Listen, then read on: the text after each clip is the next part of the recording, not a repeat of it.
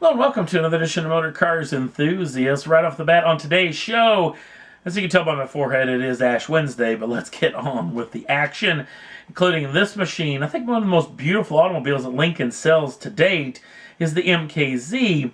Interesting situations going on, and this may be a victim of circumstance, as the folks over at Auto Forecast Solutions are claiming that this vehicle will no longer be available after year's end. And it may be a situation where this vehicle kind of run out of capacity. The factory that this vehicle is being built in is being retooled for another vehicle, and Ford's got so many brand new vehicles coming out in their lineup that they don't have a plan to actually build this machine, and that may not be a situation of poor sales.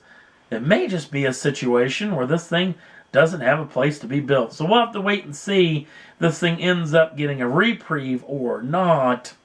Next up on the list, Takata is in the news as they have pled guilty in a court of law and will be paying back to the U.S. Justice Department a sum of $1 billion. Takata over those faulty airbags that they have put in a number of different machines.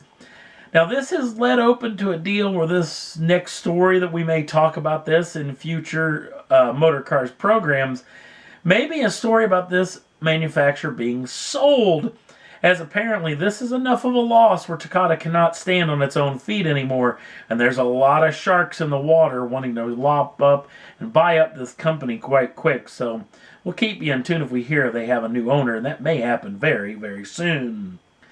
Next up on the list, the old Geneva Motor Show is going on as we speak. One of the machines that's going to be there is a 2018 Fiesta ST. Now, if you look really, really close, you probably can't see a whole lot of what's new, but underneath the skin, it's a lot new. Including gone is the 1.6-liter EcoBoost turbocharged 4 in favor of a downsized 1.5-liter EcoBoost turbo 3-cylinder. With cylinder deactivation, yes, you heard me right, they will disconnect one of the cylinders to help along with the fuel economy. Now, if you're worried about power numbers, don't fret at all. 197 horsepower and 214 pounds-feet of torque is the exact numbers that old 1.6-liter 4-pot was actually putting out. That is shipped through an exclusive 6-speed manual transmission. This vehicle will be able to run 262 in just 6.7 seconds. Next up on the list, tell me if you heard this before, but the Alpine concept is shown off again. The A110 is going to be shown off at the Geneva Motor Show, but the Alpine folks are claiming this vehicle is production ready. And if you look at the wheels, you look at the rear view mirrors, it does look like that could be the case, even though they have yet to release propulsion numbers or when and where this vehicle can be purchased. So we'll have to keep you in tune on that front, but I tell you what, thing looks amazing. I cannot wait to hear more about this vehicle. Another vehicle debuting at the Geneva Motor Show is Porsche's brand new Panamera Sport Turismo. Yes, for the first time ever, the old Panamera is going to get a shooting brake option. And this comes in the array of Panameras that you know and love, including the 4 with a 3-liter twin turbocharged V6, making 325 horsepower. The 4S coming with a 2.9-liter twin turbocharged V6, making 404 horsepower. A 4S diesel that comes with a 4-liter turbocharged V8 diesel, making 416 horsepower. And the 4E hybrid that everybody's really excited about that comes with a 2.9-liter twin turbocharged V6, along with the hybrid unit that's actually built into the transmission itself. That vehicle makes a combined 456 horsepower. And then the Mac Daddy comes in with the turbo version, which comes with a twin turbocharged 4-liter V8, making 542 horsepower. All these shift through an 8-speed automatic transmission, all of them obviously all-wheel drive. There is another little trick, the rear spoiler on this machine, that goes 7 degrees negative in normal mode. But if you get up over 106 miles an hour, yes, you heard me right, it goes into attack mode to a positive 1 degree. That also happens automatically if you've got it in Sport or Sport Plus mode. There's also the rumors that this vehicle is coming stateside, even though that has yet to be announced officially as of yet. Also, there's also a rumor that there's going to be a Turbo E hybrid that's going to have power output numbers of well over 650 horsepower. We'll have to wait and see on those fronts, but hopefully we'll learn a whole lot more about the old Sport Turismo very soon. Next up on the list, the most beautiful Land Rover. I thought the Evoque was gorgeous. This thing is stunning. The brand new Land Rover Range Rover Velar. Now this vehicle will slot right in between the Evoque and the Range Rover Sport.